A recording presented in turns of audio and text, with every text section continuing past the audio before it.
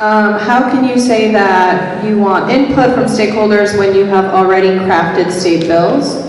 So if someone wants to talk about the legislative piece?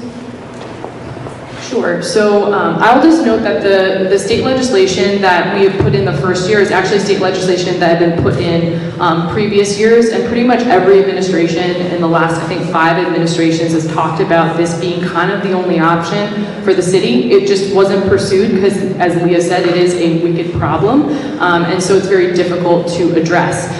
We have put in those piece of legislation to start the discussion with our legislative leaders, and of course would want to come to our residents and the different communities to have an engagement session like we are today, and that's why we're here.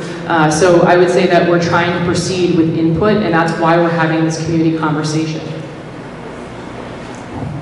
Add a quick note to that. This is going to be a very long process, and decisions are not going to be made today or tomorrow. So this is, we had to get the ball moving with the state legislature to start the conversation, and there will be ample opportunity for more actual public hearings at the State House, within City Hall, so there's lots of opportunities for that type of feedback.